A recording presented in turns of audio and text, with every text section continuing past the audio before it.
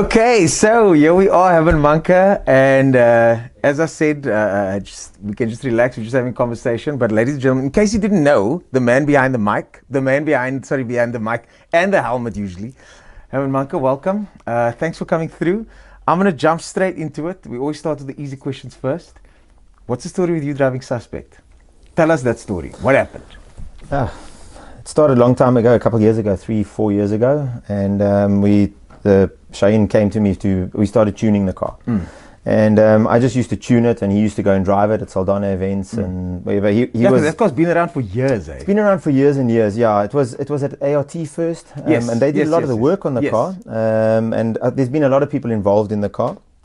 And then I don't know the exact reasons as to how come it ended up by me at Mace to tune, but I ended up tuning the car for him. And then the one day he came to me and he said to me, after each event he phones me and he says, yeah, but there's not enough power. And I was like, it makes lots of power. How can there be not enough, you know? And then I took him down the highway once, because back then it was completely street legal, like number plates, the whole trip. And, it has very long gears. So you pull away in first, and as it goes into boost, it wheel spins, and then he would shift second gear, and then it goes into the lag, and then he's driving in the lag all the time. So you kind of got to run that first gear out. You got to, or you hold your foot flat and hook second gear. You know that it doesn't lose the boost. So before we go on, then, so with those two things, I love getting technical about these things, especially with people that are directly involved, because the rest of us are just speculating. Yeah. The rest of us are asking the questions from the sideline. Yeah, he's doing this because of that. Yeah. But so you're saying there's two approaches to this car. You can go first gear flat, wheel spin into second gear flat, and then let the wheel spin carry the car all the way through second gear, or you can modulate the wheel spin in first gear and then change into second gear. That was back then, yes. Okay. Obviously, anybody you get a big fright when the boost comes in, and it's how big of a fright is it? A lot? Well, yeah. Obviously, back then I used to get a fright. Cheyenne was everyone was getting a fright because you get used to it, you know. Yeah, of course. So it would break into a wheel spin, and then I took him down the road, and I you hold your foot flat and you hook second, it lights the tires up, and I left black lines from like one turn off on the highway to the next. We didn't break the speed limit.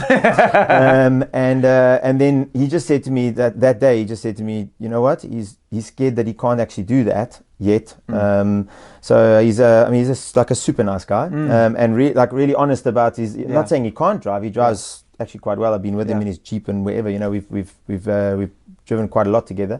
But he just said, you know what? It's won't I run one Saldana event for him? And then I realized actually it was the lag that he was feeling that was the no power. And then we ran a decent speed there. And then I think it actually just became easier for him at the events to let me drive the car at the events. The thing is, I think it's important for teams to realize that everybody's got their strengths. He's obviously good at running a business. He's created an empire, and now he's got this amazing thing. So let's get a guy that's good at that thing, and let's build a strong team instead of building a strong individual, because motorsport can be a very ego-driven sport. But if the best teams are the best teams because they're actually teams. I agree with that, and the main reason for it back then was we didn't have any logging capability.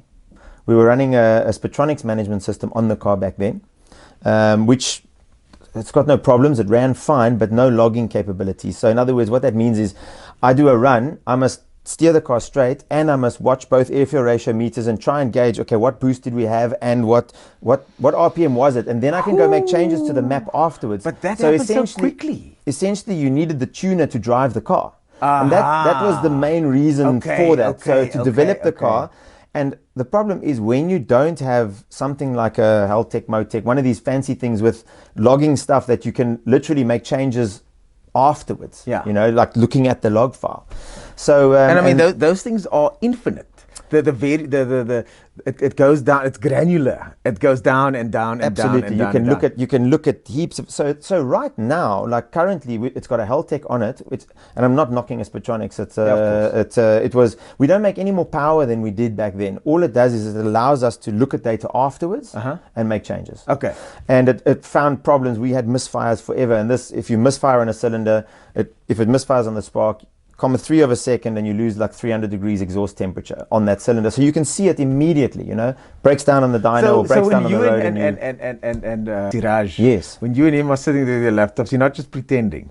No, you make changes after every run, and that's like what? Well, you have a look at the fuel ratios, at the timing, and mainly for the last couple of races we've been trying to get the boost down, and we didn't realize that the waste gates were plumbed in incorrectly. That's why they've just changed it now this week. We had intake air temperatures going too high. We've got a lot of stuff, but wrong. This setup sounds very complicated. It was complicated. The Heltec system that's on there now has helped us a lot. It's not to speak money on the back, because people always say, oh, you spend so much money and this always goes wrong and whatever. But it takes a while to be able to throw like 140k at a car on management alone. Yeah. But what it allows us to do is look at the data afterwards, make the changes, and like break a lot less engines. We went through a phase where we did like only gearbox problems. You know, the engine was fine. Yeah. Then we changed to methanol. And then we couldn't get the boost down again, and then we changed the manifolds on the car. So we could speak the whole day about processes through the car, but the problem is you can only ever test it at the track. Yeah. So you go to a drag meeting and the car is untested. It's got a new engine with a new cam which you'll probably get onto later. Yeah. Our catch fence story was Yes. a new engine with a new cam with no vacuum on. In hindsight, you're like, oh yeah, I should have done that. Could have, would have. But the thing is that in a situation like that, there's 100 things to do. Yeah. And if you miss number 63, you look back and say, I probably should have done 63. But Absolutely. At the time, there was 99 other things that needed to get done. Absolutely. So this car is evolved from, I remember the standard street car, and a friend of mine, Junaid, shout out to Junaid, he went for a spin with Shaheen back in the day, and said that thing was ridiculously fast, even 10 years ago. It was. It was it's supercharged. We had had supercharger with nitrous on back then, and we had lots which was of unheard of. Absolutely, back in the days. Absolutely. Yeah. No, it made crazy power back then as well. Obviously, the power now is through the roof. So what? Let's look at the wider picture. What happened that we could go from top secret cars back in the day making 1,000 horsepower? I remember seeing the cover on that magazine. Yeah. That was unbelievable. It wasn't possible. Yeah. How do you build 1,000 horsepower street car? And then and then now 1.5, 2,000 horsepower. What changed in the world that we're able to do that now? Look, I think the Americans have been doing it for a long time, and I think South Africa is only really, well, in Cape Town. I mean, if you look at the Gavin Wilkins and the guys in Joburg, they've been running 8s and 7s and whatever for years and years, again, like, I take my hat off to Shaheen. He's done it all himself in his garage, at his house, he's had help from people, but they put their own back suspension in, yes, it was set up by Sabi in Joburg, but they've done their own car, they build their own engines, it breaks, they build again, and they get help from engineers and from I know now the Angus from Redline is helping us now with the engine. His one mechanic, Frank, has just left. So there's changes in the team as well. But you get to a certain point, and then you have to start importing the expensive parts. Okay. And then you can get there. And you're talking about working together. That leads me to the tuner. Tuning's got a lot. We both know tuning's got a lot of politics. Yeah. But you guys seem to be working. You guys seem to be playing nicely together across a few companies. Why? What's the difference? I think the tuning scene in Cape Town, what people don't realize is that the dyno tuners speak to each other very often. Often you'll get a guy that comes from one dyno to the next, and he's like, "Oh yeah, I was just at so and so, and he did." But actually, I'm going to speak to him this afternoon and tomorrow. And it's quite a small community. Yes. I've heard around the country the tuners are not so friendly with each other. Okay. But all the tuners in Cape Town, they speak to each other. Okay. And so and the reason for Siraj was obviously my closest. He got me up to speed on a Heltec, like 1, 2, 3, because he's been doing it on the 2Js for years, and he's very good at it. Yeah. So and I was on the Spitronics, we were struggling. We switched over to a Heltec, and obviously I asked him, listen, please help us to get this thing started, and give me a crash course in a Heltec. Yeah. And so he did that, and we've just when you're running a team car like that, you need backup. So if I'm not there, somebody else needs to know about the maps. And so Sharaj and I, we share the information all the time on the car. You know, if I make changes, I tell him, I give him we someone log it with his laptop that he's got the files. There's about 2 events in the last, there was a Tarleton event where I broke my wrist, and I had a bicycle race at another event. So there's about 2 events in the last 3 years or 3.5 years that Ralph Kumbia drove the car for us. And Ralph was the previous record holder in Cape Town. In Cape Town, yes, with his own car, yes. Yeah, absolutely, yeah.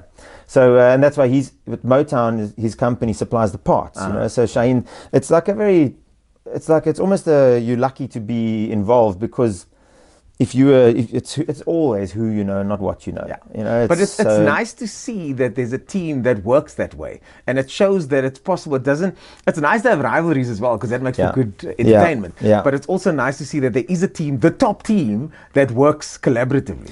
Yeah, and like I said, you have to. I mean, I'm not always there, so you need somebody else. Cars like that, people don't realize that you can't. It's a car that's continually needing tuning and work. So you cannot just tune it on a dyno. Number one, we don't have hub dynos for it and stuff. So it's tuned at the event. And if you look at all of the faster cars in the country, not all of them, I'm generalizing, but you know, the guys driving the cars, Ian Repsold and Boetie Butler's got his name slips my head now. Butler Motorsport. You got Hannes Minnar, you've got they're all tuner, very involved, or tuner driving the car, because you feel a misfire. You can feel, is it spark, is it fuel, what is it doing? I go and look on the logs for something I felt in the car. So I'm like, okay, this doesn't feel right. Instead of the driver explaining, but we did it like that in Joburg. Ralph drove the car, and I was busy tuning the car, and you know, he tells you what he feels, and you go and look, but it just takes twice as long. But there's also, it's such a short, it's not like a circuit where you're getting surge on turn 2 and you can go again and feel and check and check and check. Whereas this, you've got 8 seconds. Yeah, 8 seconds. Yeah, you run it, and you look at the logs, you make a change. Sometimes you hope, yes, I hope this is enough or not, because the logging tells you what you've done, but your change is like, okay, we'll give it 3% more. Is that enough? I don't know, you know. We're going to have to find out. And then you go and find out. So you can't put that car on a dyno? We do run it on the dyno just to check cam timing and stuff at very low boost. So we'll even run the boost pipes, like we'll take the boost off the car and just to set the engine up, and then put the boost on. But once you've got boost on, even at the lowest boost we can run, which is about 0.8 bar, you're still making 1,300 newtons, you know, and it's got an automatic gearbox with no lockup, so it wheel spins on the dyno. It's not accurate, you know. If we had a hub dyno, we could, but it also overheats too quick and stuff, so it's best to tune it in the conditions you're going in. But that's why you go to Kalani and people, they're like, oh, suspect's coming and it's going to do, let's see an 8-second pass. And in the car, I hear that over the commentary going like, and you're like, no ways, we're just going to roll off the line. And you know, we're just trying to get a logged run that we can see. We've just changed the fuel pressure regulator people and this don't know and this. that. Yeah. I don't even know this. So like, I don't understand the process behind it, which is why we're here. Yeah. And when you're there and that car pulls up on that van thing with a trailer on the back, we're all like, right, here we go. 8-second passes, baby, all day long. And I wish it could be like that. And it was, when we weren't braking the engine, we were running quite a lowish boost on the engine. And that's why we've broken so many engines in the last 6-7 events. We just cannot get the boost down because of the wastegate plumbing, and we've eventually found it. So the boost was under control, and we weren't boosting over 1.5 bar, and we could run after run, but we had gearbox problems, slipping, this, that, and eventually Shane imported a proper pump for the gearbox that we can adjust all the line pressures inside the gearbox, so now this is giving me a headache just thinking about this. There seems to be a shitload of variables. There seems to be a whole bunch of things that can go wrong. Absolutely. You know? and this is why it's not frustrating, but it's so like, we never hit an event with the same car from last time. The gear ratios are changing, which means all the wheel speed sensor numbers are all wrong. So we haven't even looked at traction control yet and that kind of stuff. You know, so you're not running traction control? No, we just use launch control, and that's it. So we just to build boost, and then we hit it. So take me through a typical run. From the time that the car's getting jacked down, the guys are loading ice in the back, from that point, what happens from there till the finish line? Okay, once everything's in, obviously they close the back up, make sure the parachutes So, are. and the ice is there for the fuel, I understand. It's to cool the fuel, yeah, because we've got such big fuel lines running. It's circulating. There's 2 massive fuel pumps, and it just builds so much heat because we only got 20 liters ish, you know. So it builds that you can't even touch the fuel tank anymore. So, and that changes the mixtures when ethanol goes. It changes your fuel mixtures. So we try and keep it at a constant temperature. It's not the best to run ethanol ice cold, I've heard, but it's the easiest for us to ice, and it gets like dew kind of thing, or condensation on the side of the fuel tank, and it just stays constant. So it's a constant we can work with. Okay. Then obviously you got to run the diff warm and the gearbox warm and stuff. So we try and run it on axle stands to get that warm. But is that why you guys do that? We try to run it like that. So many questions because I've seen you guys do that and I didn't know why. It's just like your engine can be hot. You can idle it. You know, the gearbox can get warm because you can leave the torque converter running the oil as if you're standing at a robot. You know, it'll eventually get temperature. But the diff is standing dead still. Diff's dead still. Now you ice cold oil, and now you go hit it with that much power. You know, so you try and get all of that warm. You drive around a little bit, but you can't go up and down the. Phil will probably get upset with us. So anyway, shout out to Phil. Phil, my friend. Sure, we've had problems with parachute failures and stuff. We've got to play nice. I was there, So we've and then so once all the temperatures are right, you idle to the line. We've had starting problems with the starter that drags because we've got a battery in the back, so sometimes it doesn't restart. So you. And people also need to realize this is a custom, one of a kind thing. There's no guy you can phone that's got the same setup. No, and you're the guy that they have to phone. Between us, we don't even really know what's going on, you know. So we just do the best we can, you know. So you kind of idle up to the line. You kind of try and keep the temperature down. Do you get nervous? Not for Kalani event, no. For a Soldano or ODI or something, yes, because it's you're going to go to big speed. And we can wheel spin still at 300. So you're like, and that it gets out of hand very, very fast. Kalani is as opposed to what people might think. Kalani is very safe in my opinion. I think so too. We've and I think between Zane, who went through the catch nets, and he was unlucky. The first catch net, I think it broke the one side and pulled him off into the pole. He hit that pole, but he didn't steer into it. Yeah. I mean, if you hit the catch net, it breaks one side. You're going right or left, depending. And you got no choice. And so he hit the pole unluckily, but he got out. We also he went in faster than we did. We're guessing 160 on hour and somewhere around there, 140, 160. And the cat, it felt like I went into a pile of mattresses. Honestly, it just went like poof, poof, poof, and stopped. You know. Wow. And we are still running. Okay, we've just gone to charge coolers, but we've still got the same radiator, the same intercooler. It just broke a gearbox cooler. You guys came back the next event. Yeah, it was cosmetic. Okay, you know? Great. And to stop a 1.8 ton car from 160 k's an hour with hardly any brakes. Like you can take a 13-second Golf, and he can just lift at the finish line and drive straight into the nets, and he's 100% fine. You know, he'll have some cosmetic damage. So as far as that goes, I think it's very safe. So no, at Kalani, no. Also, if you go under 10 seconds, you're not allowed to run against another car. So that's okay. So that's why everyone says, "Oh, why don't we take this on?" It's MSA. It's Kalani. You're not allowed to under that time. So before we get to the catch net story, because I want to hear all about that. Okay. So now you're idling towards the line. You're not nervous. You're quite comfortable. What are the controls that you're using? I've made it as easy as possible. So we've linked a lot of stuff together. We've got so literally I will. Let's say they're going to call me, they've checked my helmet is tight and everything they're happy, and okay, I can go in stage. So we have to warm the tires up. So we've got a line lock for the front brakes, which locks the fronts, lets the backs go. So you just pull onto the water. Foot flat. Yeah, push the brake hard, switch the line lock on. Then you can let go of the brake and you just put your foot flat and it wheel spins the back. We burn out in second gear. And you guys don't warm up long though. There's not big smoke clouds or anything like that. Why is that? I don't profess to be any kind of genius at anything, but the guys in Joburg and the people that supply the tires say that the drag tires, you don't have to kind of overheat them, you know. I go first gear, second gear. So if you could imagine a tire on a I always use a Golf because there's probably most of them. I'm not knocking a Golf. But they might wheel spin in second gear. So when they're limiting second gear, the tires are turning at 80 k's an hour, 70 k's an hour. You've got short ratios. 200 k's an hour. Second gear can do almost 200 k's an hour. So So when we almost at the rev limiter, we're wheel spinning at almost 200 on the back wheels because we're burning it in second gear. Yeah. So you've got 5 times the wheel speed. So I should theoretically be able to burn for 5 times less the time. So you just wheel until I hear it. You can actually hear it like, and I can hear the squealing coming, and then I just let the line lock go, and then it like, then it's got. So that means traction. it's built up maximum, as far as you could tell, maximum. Yes, Okay. I wish we could have. That's what our goal is, to get a stable car that we can run.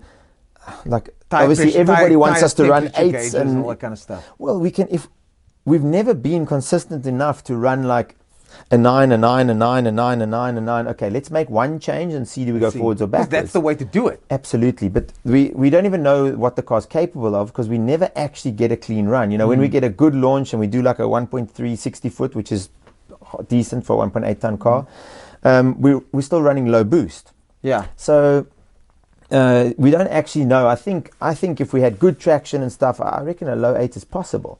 But maybe even at a we also run higher boost on the track bite at Killarney, and then we have to back it off towards the end. Otherwise, it breaks into a wheel spin.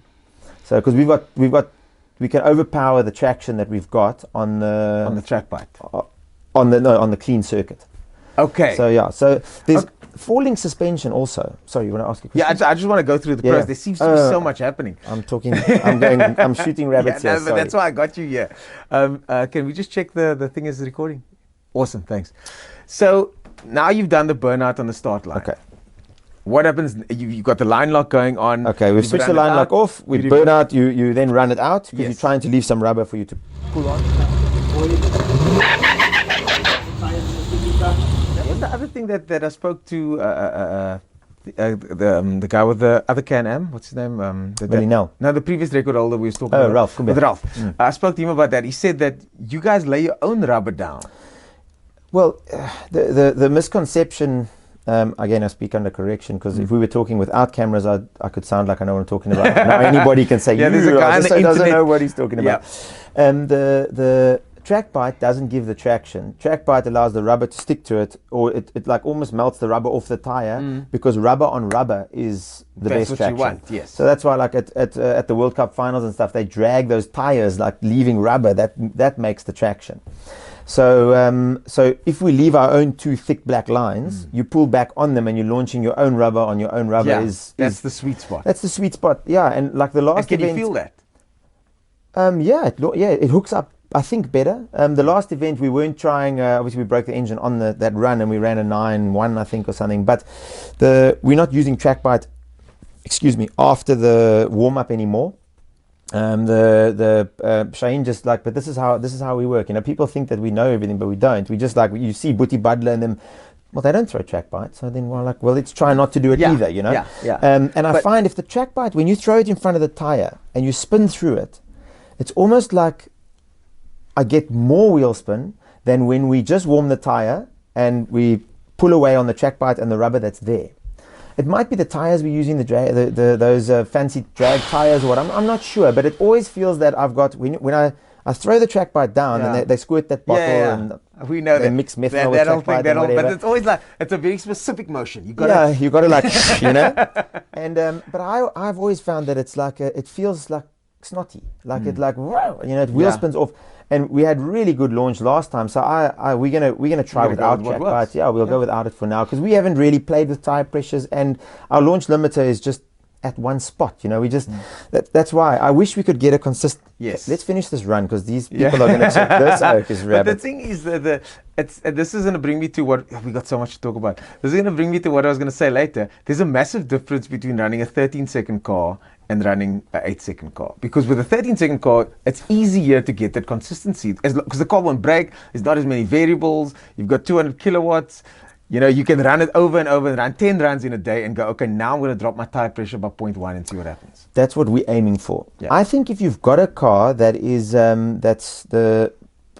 like, for example, I always use Gavin Wilkins because he's also got a big V8 car that was running a Tarleton and stuff, and I think he could do like 7-second runs the whole day. You know, like he's So going to it's just poof, possible. poof. It's possible. The problem is, but they've been running for how many years, and they are super brains. You know, when we go there and they just take one look, and they say to us, "You haven't got gearbox coolers." Like, okay, no, but you, like, how often do you change the gearbox, or what gearbox oil you running? And we say, no, this, and they're like, no, it shouldn't. You're like, what should we be running? You know, so you there's, and then we change to what they say, and but people also don't want to help that much, you know. But anyway, so I think that's why I've said to Shane that we need to slow the car down.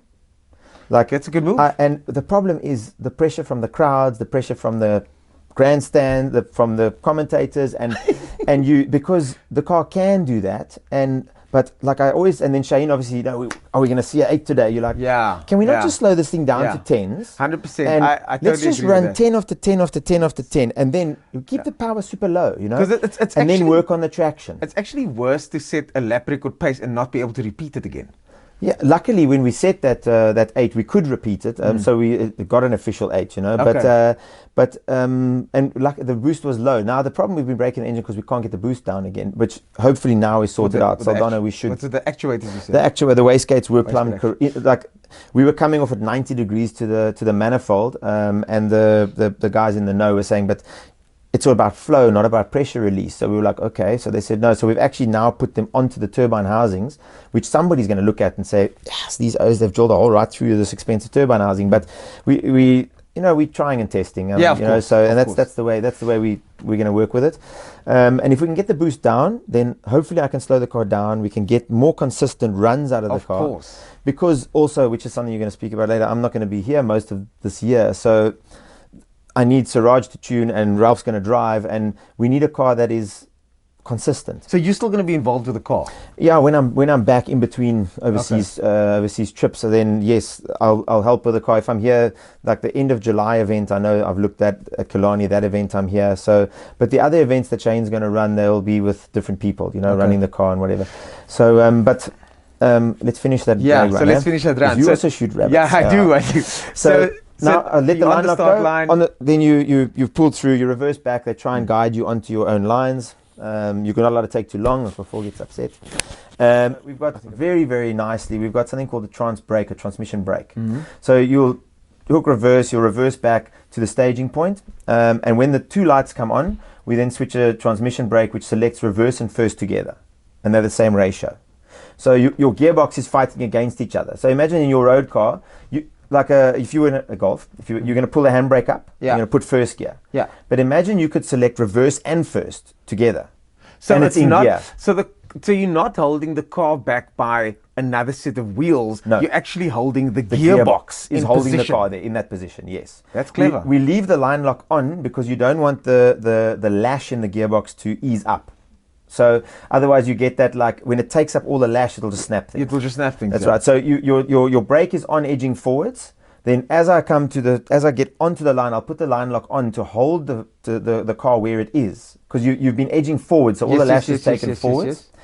Then you put the trans brake on. It selects reverse and first together. Then I let the brake go. Now the car's locked there. There's something called bump and creep, which we haven't done yet. You'll when you watch the street outdoors, you see them and they jump forward. What that is they're trying to get the twist on the tire as well. Okay, so what they do is it selects first and reverse, and then it lets reverse go for a split second and hooks it again. So they can just the tire, then they load the tire to be loaded and now squeezed up. We're still not doing that because we're not even at the point where we're breaking traction with those. In other words, that's like the next step. That's level 10. Yeah, our gearbox was never staying together properly, so we didn't want to. You want to sort out levels 1 through 9. That's first. right. And then what I do is, obviously I've got time at Killarney. I don't have to wait for on the green go, because when I pull away the time starts, and I'm not allowed to race anybody. So that's perfect. So I just wait for the green. That's why there's less pressure there. There's no pressure. I sit there, I wait, and then you can take your time. Actually, I can take my time, but the starter at Killarney, he knows once I'm on the launch limiter, then he will push the green. Okay, cool. Just so we don't have to sit there too long. Yeah, for sure. If we were doing bracket racing in Joburg or Tarleton, that would be a different story. That's because way more pressure. That is why you get the one guy stages first, but he can't stay on it. It's going to overheat his gearbox, you know? How long? So when you stage, what hurts if you stage in launch control for too long? The gearbox oil temperature. it goes up by, apparently, according to Gavin Wilkins, they build about 50 degrees every second. So if you sit there for 5 seconds, That's you 250 theoretically got degrees. 250 degrees oil coming out of your torque converter. Obviously, the coolers will cool it. It's not the overall gearbox temperature, Yeah. but that's burning the oil. So it's not an engine thing. no, the engine can sit there. Well, I don't want to say the whole day, but the engine can sit there, no But aren't problem. you cutting spark? We're cutting. When you on launch control, isn't that bad for the engine in a way? It would be the same as telling the guys with the motorbikes when they're Okay. and they make Okay, flames, okay. saying that it's not good for the engine, but Yeah. it's not damaging it. It's low RPM. We're So launching even at launch 3,500. So this is now. Does it affect a car like a RS3 the same way? Launch control on there. Sure, I'm going to say I don't know. The engine again, I don't think takes strain, but any launch control, you are holding the engine, waiting for the gearbox to kick in and engage and go. So I don't know exactly what they're holding on the RS3s, what they're holding back. Yeah. They might be dragging a clutch or something, which means it's Because it does feel like I've done a couple of launches on Audis now, and Yeah. it does feel like if you do sit in the launch control for too long, it does feel like it's slipping. But I could be completely I wrong. think it's more a gearbox thing. It's the same with us. It's a gearbox thing, not an engine thing. The engine can stay there, you know. Okay. So I always thought that holding the guys in the line for too long is very bad for the engine. No, I don't. I don't think it's. Maybe the turbochargers are banging, so that the wheels are having the exhaust, those bangs on the actual exhaust wheel. So maybe for the turbos it's not so good. Yeah. But if you've got a good turbocharger, it can quite easily take that. You know, it's not an anti-lag system like on a rally car, something where they're like really spinning the turbo at 130,000 RPM and banging it. You know. Okay. So you've got so we sit at 3,500. We've got a stall. The stall is actually a bit lower, so the gearbox builders aren't too happy that we're above the stall, which is building heat quickly. Okay. And that's why we battle a little bit to build boost. We used to use nitrous to build boost. So all I do is I told someone that story the other day before you put your foot flat. I told someone the story that you use a shot of nitrous to get the boost up. Yes, nitrous takes lag away, you know, because you've given. I remember from my BM those years, the white BM. You can launch with a nitrous on, and you don't we didn't even have launch control. We heard rumors back then that you launched with a nitro. Yeah. And I was like, no, that can't be the case. Yeah, no, I did, because it had a biggish turbocharger, so the amount of nitrous I had was very little. And all it does is it brings the boost in. The minute you hit the nitrous, the boost is there, you know. Yeah. So there's a lot of clips doing the round on the internet. You'll see maybe what I'll do is I'll actually send you 2 clips where there's one where I build boost with no nitrous from in-car, and there's one with a nitrous in-car, and you'll see you can maybe, I don't know if you can make a link to it. I don't know how this we can do it, yeah. So then you can see the difference without, and then with nitrous it's just instant. It's just like as I put my foot flat, it just. So more guys, I would imagine more guys would do that if they. Anyone with big turbochargers should and do, like all of the rotaries, the Puerto Ricans with the rotaries overseas and stuff. They're all the nitrous. You see, we limit our power on boost anyway. So nitrous is not a power gainer for us, because we could just filling in harder. those blank spaces. It's to be able to get the boost quicker. So you'll get like cars with massive turbos and a manual gearbox where they fall into lag between the gears. Yes. They will hit the nitrous and once they go into boost, they switch the nitrous off. The computers do it. Yes. So they're just using it as an anti-lag system. Okay. And they don't have to run the nitrous all the time. So now you're about to put your foot flat. You're about to launch. So you put. What I do is I put my foot flat. And so that's flat. There's no modulation there. That's flat foot. Flat foot. So I just put my foot flat. It's actually if you're in the car, it's very easy to drive, because the amount of modulation. That's where the testing comes. The amount of modulation is the amount of. So I can set on the Haltech via tuning. It's not as easy as choosing a point, this boost. But with timing and fueling and RPM, we can change how much boost and how much RPM we have off the line. So my launch, when I put my foot flat, it builds the boost to the limiter that I set, which is 3,500 at the moment. And we pull away with about 0.4 of a bar boost. And it will stay there. So I'll just on the launch limiter. I can hear the limiter coming in. Everyone can hear it. And we sit with about 0.4 of a bar boost. And we're sitting at about 3,500 RPM. Then I can sit there I wait, and then I see the yellow, green, and when I don't have to launch on the green. And then all I do is I switch the trans brake off. So I'm sitting with my foot flat, hold the steering wheel, gear levers in first gear, and I've got a toggle switch. And when I click the switch off, it lets reverse go, but you've got full power in first. So the car actually goes on that switch. Yeah. And you'll see it, the same video is in the link. You'll see I sit there and as I go click it, wow, then it...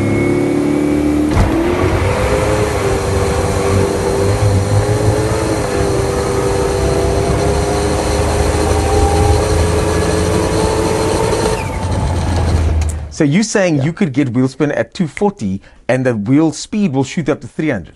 It just starts and it happens very quickly. Because once a tire, if you've got a tire that's got a lot of traction and then it loses traction, the difference between, in other words, the speed it's going to pick up is very quick. And the difference between traction and no traction is very big. It's very big, yeah.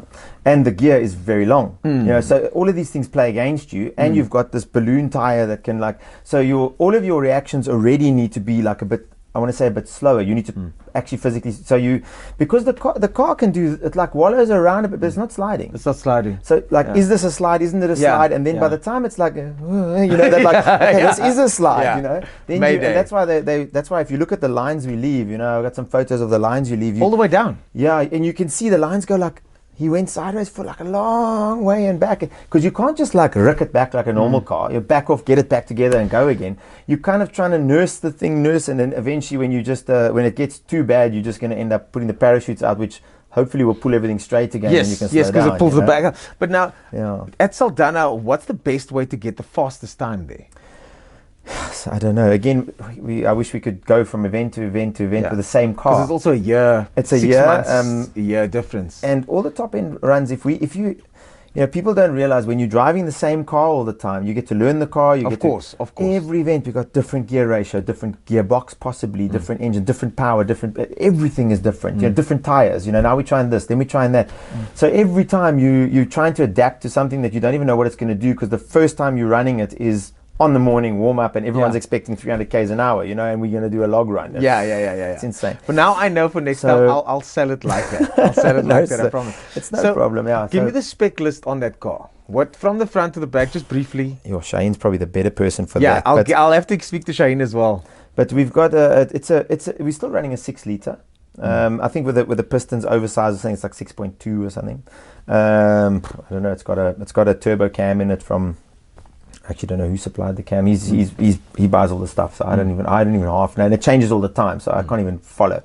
I don't even know who made the pistons, you know. But it's got obviously like fancy rods, crank, and pistons. The Marley pistons, I know that Marley racing pistons. I don't know what the rods are. The cylinder heads are I think they're pretty standard aluminium heads. There's nothing very fancy about the current engine that we've got in the car. He's got it's a LQ9 block. I know that. It's a number I remember. I don't know what that is. It's like from a truck from overseas, like a Dodge Ram or something, you know, but the Chev version. Yeah. And because it's cast iron. And a normal LS2 engine is the block is aluminium. Yeah. So and the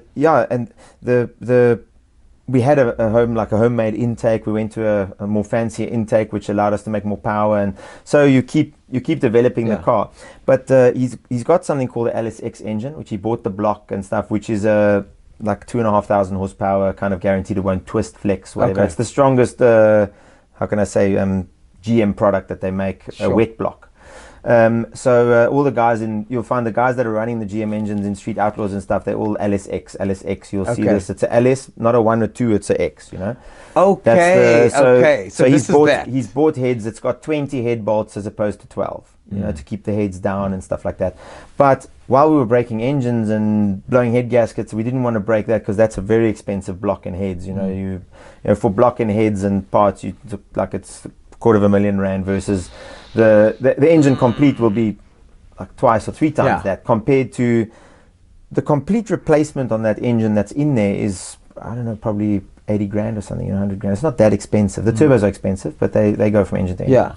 So what turbos are on there? They're GTX 45s. Okay. That's so we got 2 GTX 45s, which are actually too big for this engine. But when the LSX comes, eventually they'll be the right size. You know? So we're also working backwards there a little bit. But and then we've got 2 GTX 45s. We've got 2 sets of 2,200 injectors. So we're running 4,400 cc's a cylinder, which was for the methanol. On the ethanol, we only run them at about, and we also going down on the boost all the time. You know? So we we run them at about 60% duty cycle now. Okay. The methanol they'll go a lot more. We've got it's a Holly intake. We've just added a second 102 mil throttle now because Angus at Redline said to us that 1,000 horses is pretty much the limit for one throttle body, which again we didn't really think about. So we were like, okay, let's put 2 on, Yeah. So he's now got 2 on. And then they said no, but the intercooler is only good for 750 horsepower, and then you're going to start losing efficiency. So we're like, this okay. goes on and it just on goes on and on, and so you go. The tires were too small. You got the tires are bigger, and then the ratios are wrong, and then the gearbox, and then you're running the 4-speed box again because he's got a Rosler 4-speed for the top ends. Okay. And then so we've got the same ratios as Kalani, but 1 more gear. And then for the quarter miles, we run a 3-speed. It's a turbo 400 with a lot of fancy internals so that it doesn't break.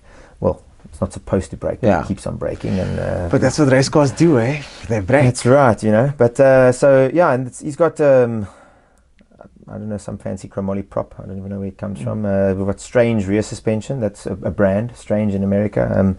You buy it in and then you fit it, a 4-link suspension, which is another thing I'd like to just chat with you about just now is the actual suspension setup on it. Yeah, we can lead into that now. Okay, yeah. So it's got a Heltec management system. We were running nitrous on it. We're running now back to ethanol. We're running actually a little bit of methyl, which is an ethanol-methanol blend to try and get the lag away. But there's nothing really fancy about the current setup that's in it. That's why I'm saying the sky's the limit for this car. Once you've got the super powerful engine and all the so the traction super is sorted. powerful engine is on its way. Well, it's been there for the last year, the block and the heads and stuff. Oh, But we're just not putting it in because we can't keep the thing together, and we don't want to waste. I mean, A lot of money. now you take a piston from that engine and okay, we broke a piston there, so we put that in and so you go. That engine is like everything specific to LSX. Yeah, of course. So once that goes in, we need to know that we're not going to break it. So which is very soon from now. one of the things that the armchair racers are talking about, and I'm one of them, is that I'm actually an armchair racer for a living most days. But one of the things you spoke about is the power band on this car. The car seems to be quite torquey. So if you're looking at the power band on the graph, it seems to peak quite early. Those are old graphs. If you've seen a graph of it. No, I haven't. Oh, sorry. I thought this you'd is seen just the graphs. speculation. Okay. So what the guys are saying is that the engine needs to be rebuilt or changed to be more peaky so that it does better at Killarney, and a peaky engine will do better at Killarney. What are your thoughts on that? That the car might have too much torque at this stage? No. No, I disagree because we can. Once we got the wastegates again that we can control, we used to be able to, when we ran the 8s, we could control the boost. So no, we can take the torque away through the mid-range and give it up on top. We could make, if you asked me to make a dyno graph, if we had a hub dyno and you want the graph to like do that, or you want it to do that, or you want it to do that, we could pretty much do it, Okay. Because we're in the boost. The cam that we've got in currently makes power till past 7, so we rev to 7,600 rev limiter now. We are shifting at about 7.3, 7.4. So that's just the rumor. I don't know where it comes from. It's just talk. We make a lot of torque. We do, but we also make a lot of kilowatt. Where we were struggling was at very high RPM. Maybe where the rumor comes from is with the smaller turbos. We thought it was the smaller turbos, but it wasn't. We had intake problems, and I think it's got a lot to do with a single throttle body. The intercooler we had on that was restricting, that was choking it. So we were struggling to make power on top, but now at the last Saldana event, which we broke engine there again, but we went with a head gasket that was seeping already, but we just didn't have an engine. That, yeah. So we knew it was going to blow a head gasket. It was just, could we get one run in or not? Shit, man. And because everyone wants to see the car, and then you see the haters on the internet and Facebook. Yeah. If you're not there, then it's just like lambaste you. And that's why Shane, that's why he's like, no, we got to go. Like this weekend, we're going to Saldana. Hopefully, the charge coolers are just fitted, and we're going completely untested with a brand new engine that's never run. But it's the big event. Two throttle bodies. The big event. And he's like, but we got to go and try, and we're like, again, we're going to try again. Yeah. So, but I told him because now we can hopefully control the boost. I said to him, I'm not gunning for 300. We need to get some logging data to get this, because, like I said, I need to make the car consistent for the next couple of races when I'm not here, that Ralph can drive it and it's a consistent car. Then Siraj can lift it slowly. Yes. So we like I said, we work together on the car and we share all the information on it so that either me or him can be there. And you know what's going on. Well, I think with this now, this is the first time anybody's ever had this conversation with you on camera. Yes, probably conversation. You know, Yeah. So we don't I think speak about it much. A lot of people have been asking for this. So I think this will permeate. I hope the video does well, obviously. Yeah. So I think this will get the word out there that you guys can't always be on a lap record pace. And I know that I've been guilty of saying today's the day, and I've got my film crew, the guys there. We're busy filming, and we're now going to capture this 8-second run that you guys were chasing for quite a while. Yes. Now, and we did the 8-second run. Yes. Then we made changes. 8.77, I don't even know. It was 8.7 something. We did an 8.8 and an 8.7 or 8.9 and 8.7. Yeah, 8.9 something. 8.9 and the 8.79, I think. Something like that. Yeah. And it was, the car went well. We had head gaskets seeping on that day as well, and that prompted changes to it. And then obviously, the car. But we went. I had control over the boost. I had control over the tuning. So we slowly went faster. You'll remember we went like 10, then 9.8, then 9.6. That wasn't just, by the way, every run we go a little bit more, checking where the traction is, checking where the traction is. That would be what you want to do every time. That's right. Then we had engine problems after that. There was engineers actually made problems for us. They skimmed the block and stuff skew, and they started blowing head gaskets. And then that's when the problem started, because every time you come there, now they're like, no, it must do 8. And you're like, okay, you know what? And then you guys are like, we'll give it a go, and 9. you try, and you break it, and you break it, and that's where we are now. And even so, on those days when you guys did badly, you were still the fastest car there. Yeah, a lot of times. Yes, we were. But obviously, you know, speaking about us and Stelios. The other cars that are there aren't actually in that class. No. In other words, they're not capable of doing that. You know, like we obviously did exhibition run with Willie Null, and I mean he's got an awesome car that is like it's a 9.9 second nowadays. 9.9. I mean that car will run a 10.1 today and a 9.9 tomorrow, and it'll do it all day, every weekend, next weekend. In fact, he has done that every year. Just does, you know. And that, I wish we had that, you know. That's where he's got but he's got years of experience in it, you know. And we are just this. And the problem is, we all, myself included, and I try to slow like Shane down and like, but obviously you get the hype where everyone wants the 8, you know, and you're like, okay, well, you know, I'm let's guilty wind of the that. boost That's and one go. of my best doing videos. I'm guilty and happy about that as well. We're trying for it, but what we should have done, in hindsight, is slowed the car down, let the haters say what they want to say, slow it down, and just got consistent times and move forward again. But surely it's not too late to do that now. No, that's what we're doing now. You know, that's why Shane, he posted we're going to stay out of a couple of races. That's why we weren't at the last event. I said we're just not ready. So okay, we're not going to go. You know, and although now he's on the posters and stuff for Soldano, so pretty much we forced him to going, and I think they did that on purpose. And we're really trying to make the 30th of this month at Killarney. Okay, I'll be there for the MSA, so we can. But again, the 30th is going to be. I just want to run 10s consistent, and then later on in the day we can say, okay, let's try and go quicker. And if I'm happy, if we can just get a consistent car with not building up water pressure and stuff like that, that's what I want. You know? Okay. And then so now it's not about the times at the moment. It's not about the times. You know, I just said to Shane, we've for a year, for almost 6 months or whatever, we have been breaking the car, trying to please the crowds. And you know what? The crowds might get upset if we don't do these times, but let's just.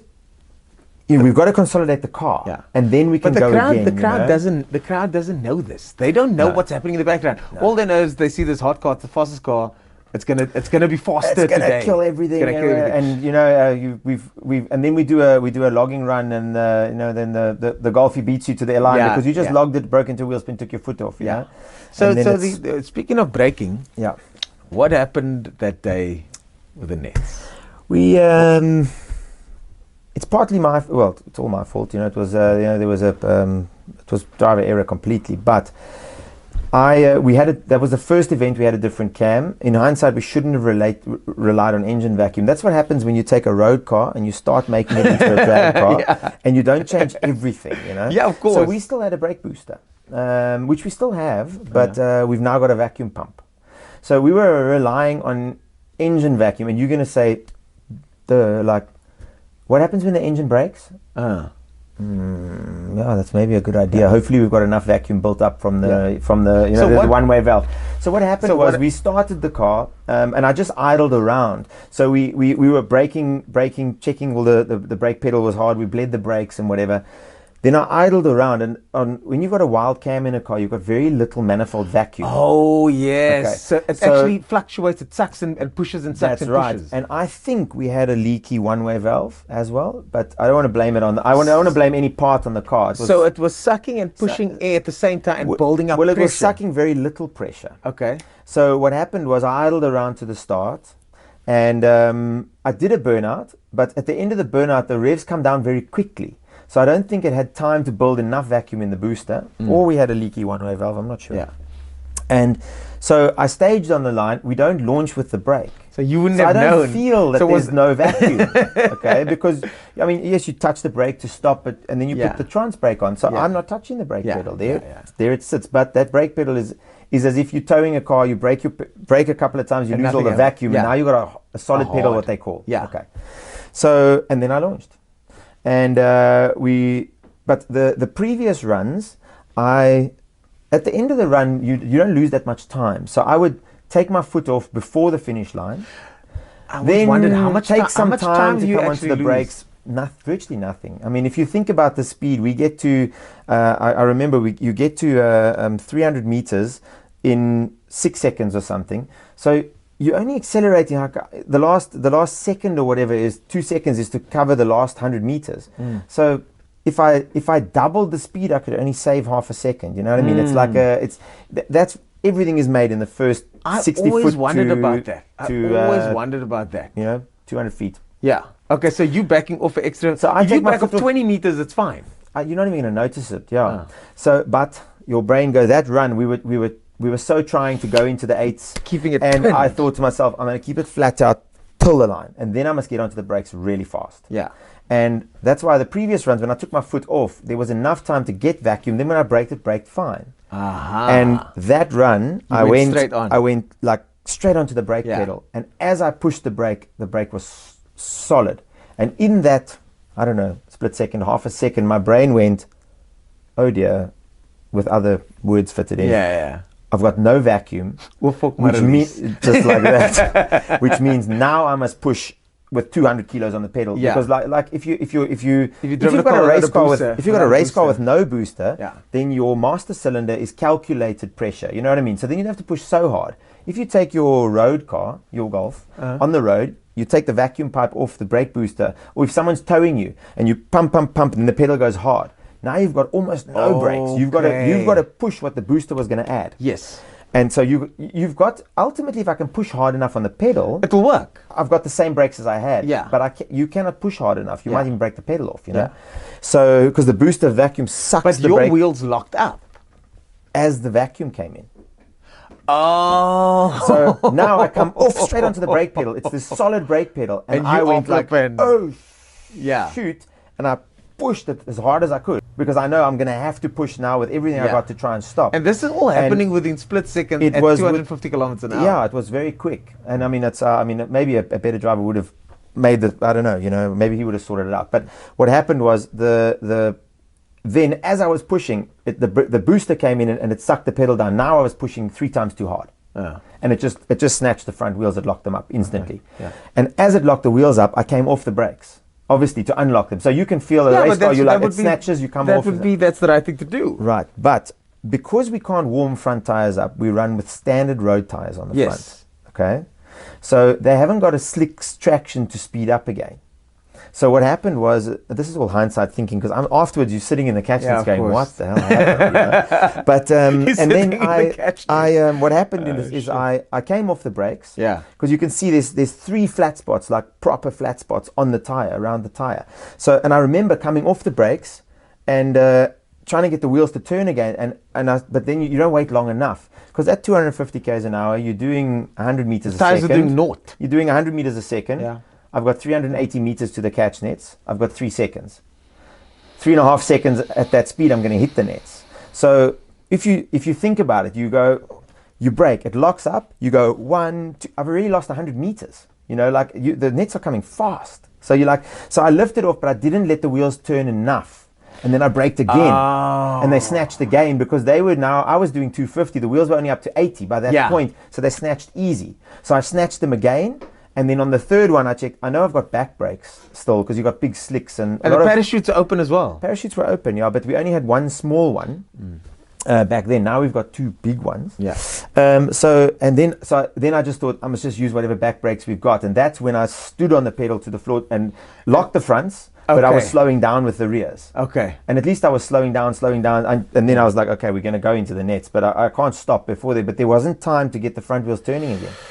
And then then we went into the nets. But there are certain times though where you can call upon your skills and crash.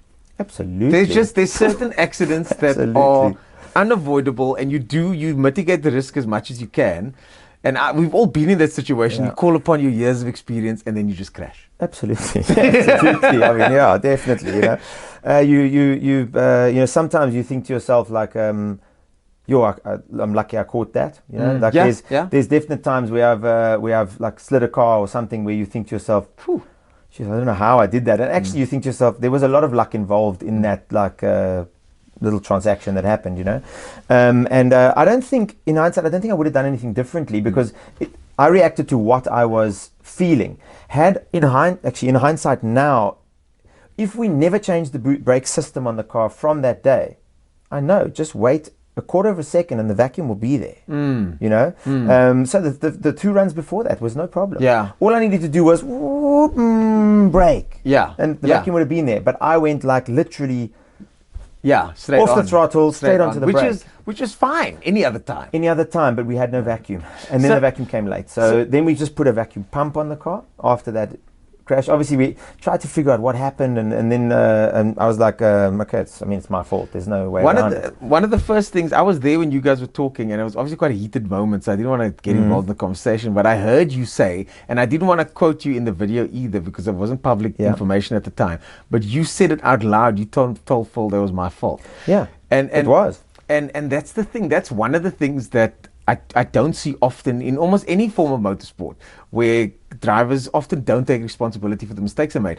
And the problem with that is that you can't learn from that mistake.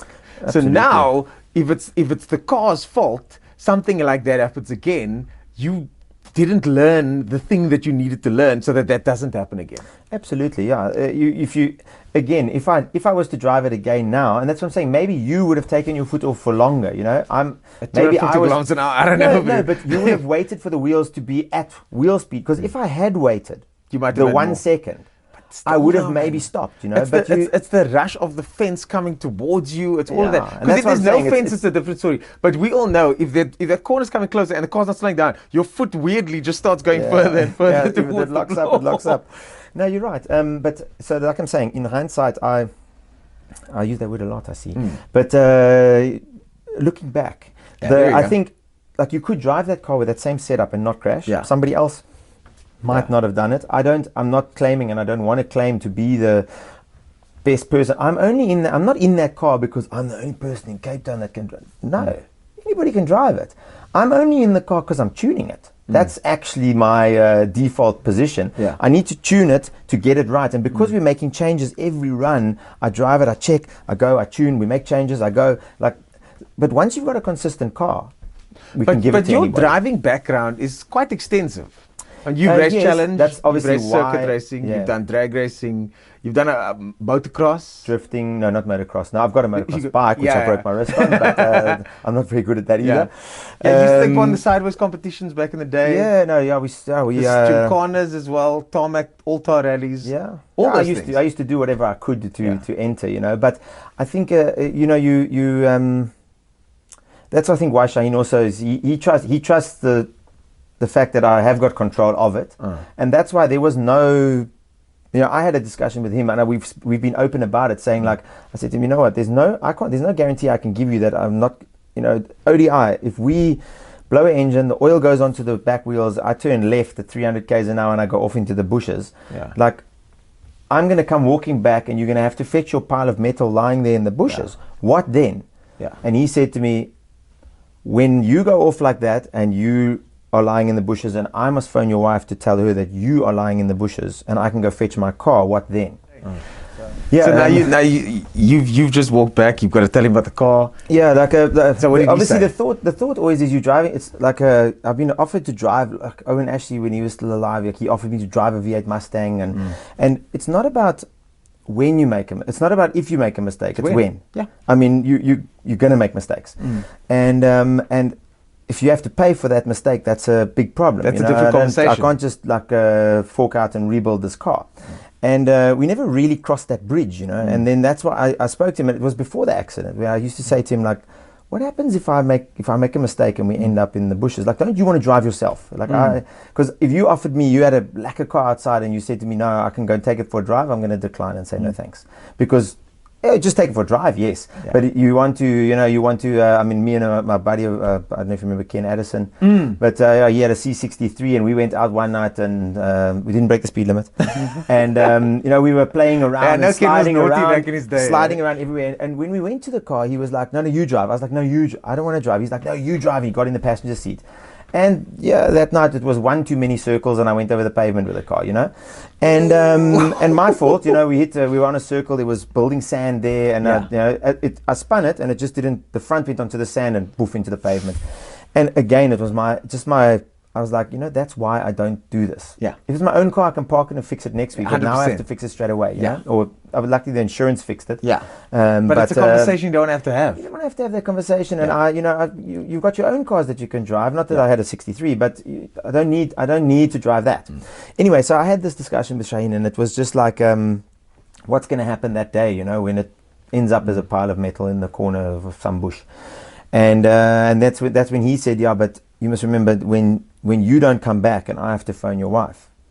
Like, that's what I think about all the time. When you go down there, like, should I actually, is this actually worth it, And that's when I was like, that's a fair comment, So, and he said, things happen.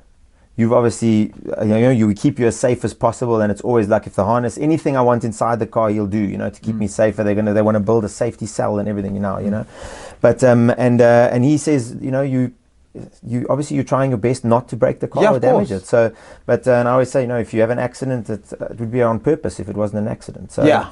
So and that's what happened that day. There was he didn't say, oh, what happened, or nothing like that. He's like, you okay? Everything okay? Don't worry. We build the car again. And luckily it was cosmetic. It wasn't that bad.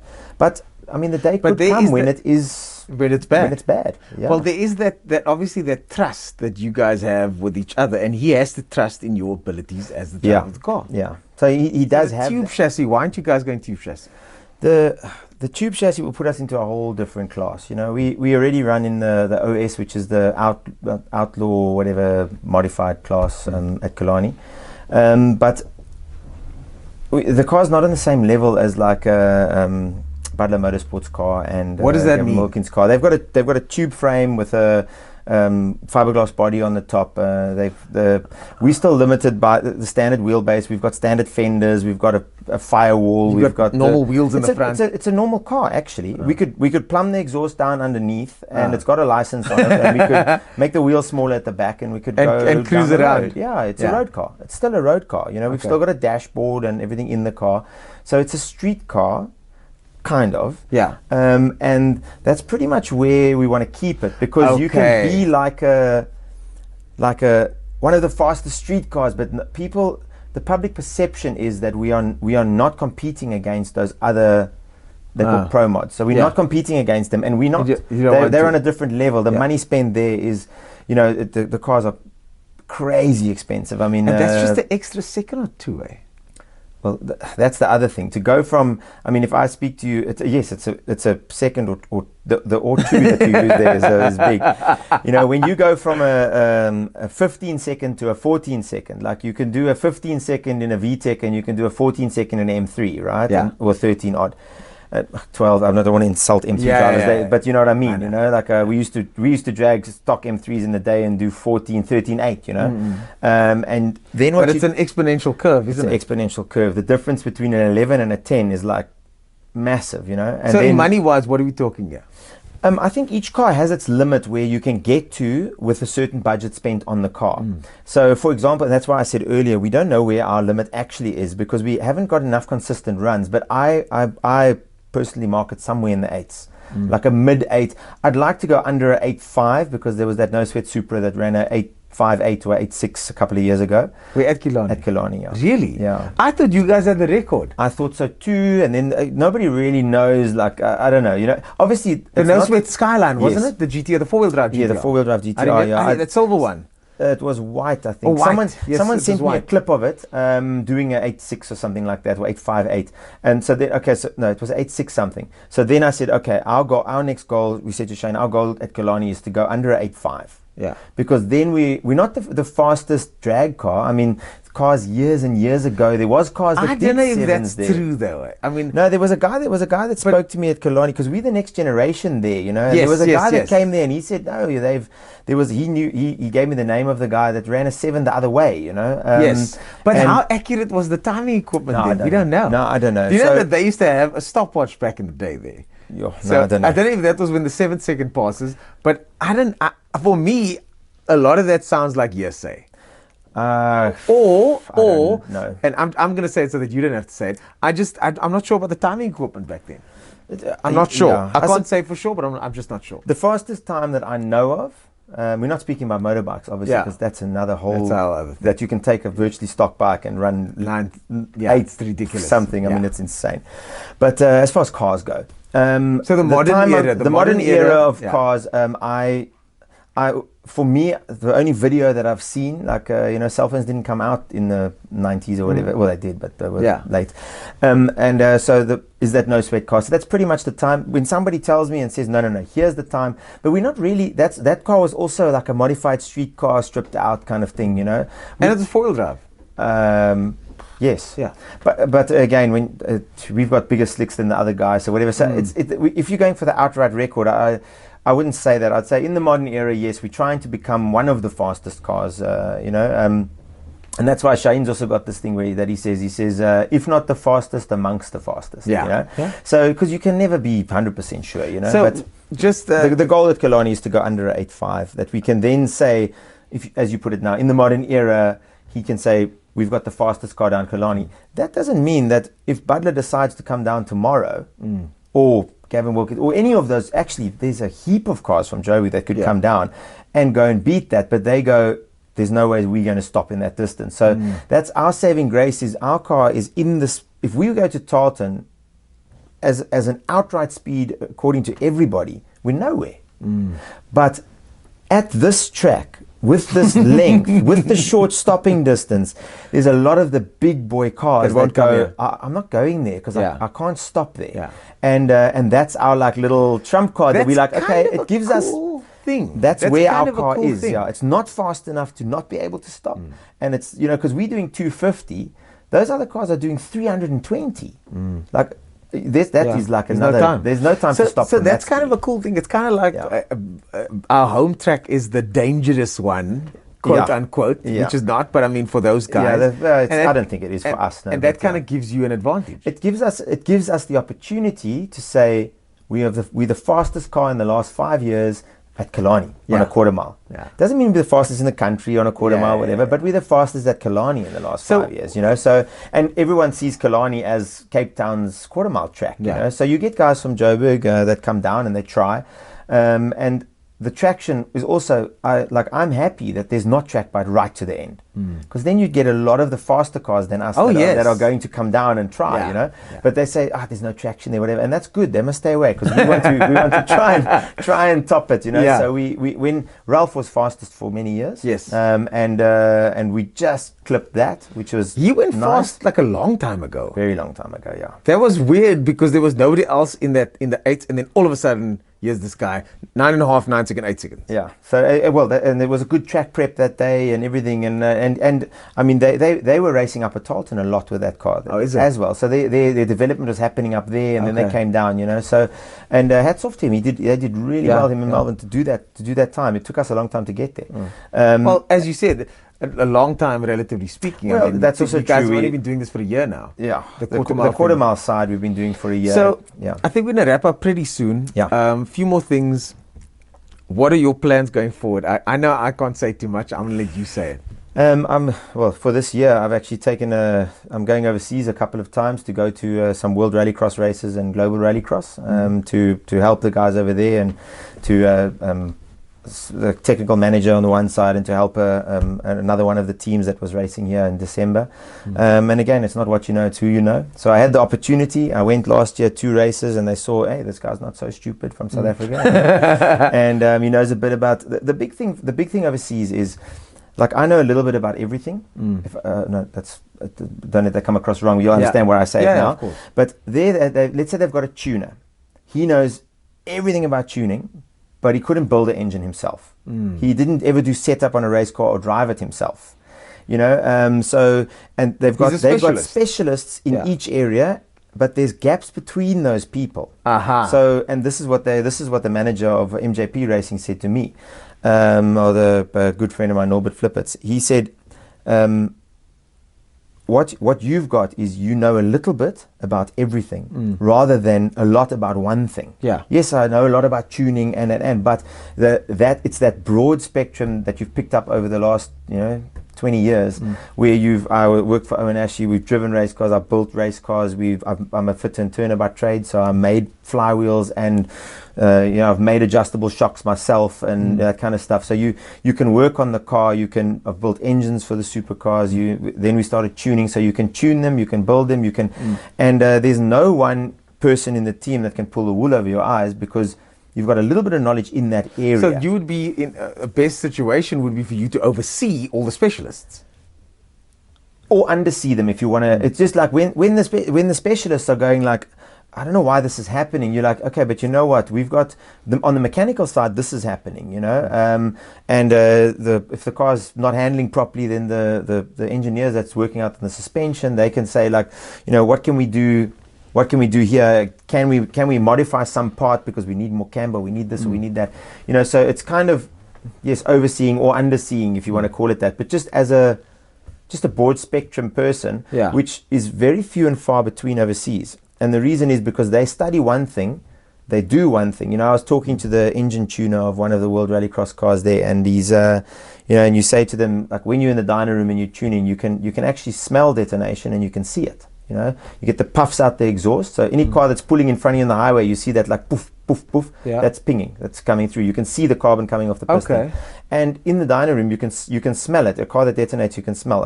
I think it's a single oxygen you're smelling. I don't know what you're smelling, but you can smell it. You can smell it. And so you can kind of feel, smells, see the whole. So when a car's detonating, you're like, there's something unhappy about this car. And he just said to me, "What are you doing in the room with the engine?" And I'm like, we're driving the car. He's like, you sit in the room. It was just like, for them, in the tuning room at a laptop, sometimes they can't even see the engine. The engine's on the engine dyno, but they tuning on data, just pure data. We're seeing this, we're seeing that, we're seeing that. They're like data analysts, and they are super good. They know stuff I haven't even dreamed about yet. But when it comes to the hands-on on the engine, like they were struggling to find a lean mixture problem on a car, and like the guy pulls it out the pit and he goes, and just the way it accelerates, you hear them poof out the intake, poof poof, and you're like, no, definitely fueling, it's not timing. And I was like, but how do you know that? And you're like, well, you can hear it, can't you hear it? And it's one of those so you can kind of fill in the gaps. So if the data doesn't show that, then they struggle. Yes. Not all of them. Yes, and essentially. Not all the time. You don't want to stand on exactly. toes, but yes. Not all the time, not always, but there are those gaps. And in that industry, you need stuff to get sorted out now. And can you make a plan?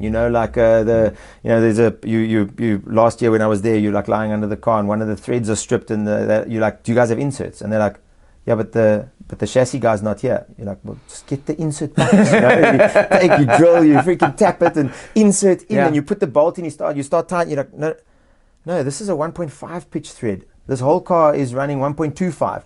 That's the wrong bolt, and they just shoot it in with a gun, and then they've cross-threaded the thing, and and not that they don't know, but it's just that you've had your finger in all of those pies. In South Africa, we don't have a choice. You don't have a choice. We don't have a choice. You are the tuner, the driver, the engineer, the everything. But that's the South African mentality, isn't it? That's right. Yeah, we make things happen. It is, and that's the experience. They want the experience, like hands-on experience, as as just input, essentially, you know. And what I've learned over 20 years, and it's invaluable to them, because you can't learn it at any college, school, something like that, you know.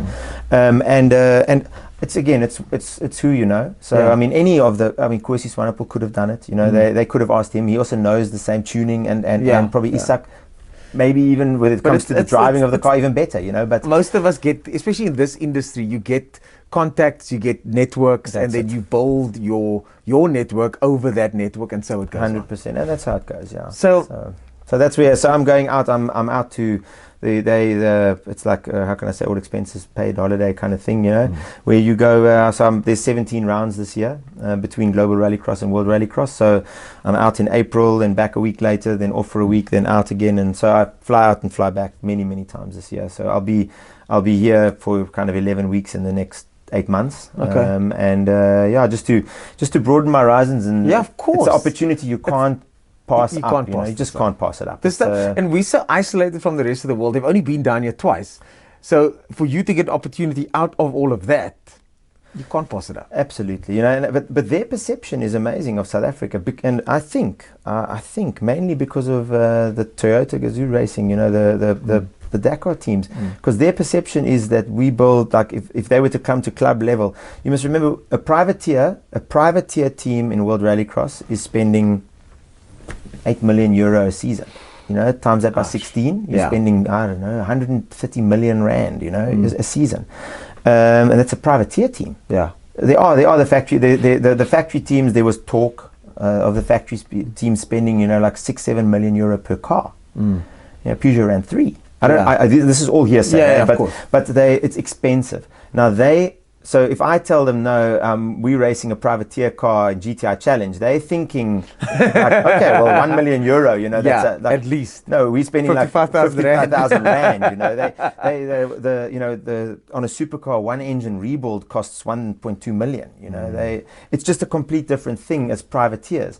But in the world, they think a lot of South African motorsport. They do. They you know, they because there are cars that are racing on the world stage that are built here. We've got some clever people in South Africa. We've got some very clever people. Very clever people. And one of them is going up to World Rallycross. They don't know what they got coming. So in closing, is there anybody you want to send shout-outs to out there? Anybody you want to say anything to? Look, the main thank you obviously is to Shane. You know, his passion for the sport, his passion for the crowds. You know, that's what forces us to go to every race. You know, I want to say to him, we want to, and he's like, no, but the people are going to be there. Yeah, we've got to be there. And you're like, so the biggest thank you is to Shane Barmania. I mean, and his family. I mean, he spends a decent amount of money on it. Not as much as everyone says. You know, like we actually spoke about it a while ago. The whole replacement of the car isn't. You could, if that car fell in the sea tomorrow, you could probably build another one for like 1.3 million, including buying a new Lumina. You know, so it's because they do all the work in house. But it's not this 5 million rand drag car kind of thing. You know, like you bought something for 2 and you spend 3 on it. You know? Yeah. So and he races on a budget. He really does. You know, you've got to. That's why we use secondhand this and secondhand that. And yes, we do. But he's not a person just to throw his money around. He's a good businessman. You know? So biggest thank you to him. Obviously. There's unless the guys have been paid and I don't know about it. There's nobody being paid. I don't get paid to be there, to tune, to drive. You know, my dyno tuner from Mace in Turkey, Naim, he doesn't get paid to be there, and he's at every race. And Shane flies everybody around. You know, there's Frank Lucas, he was the mechanic. He's now started his own workshop. But you know, and good luck to him.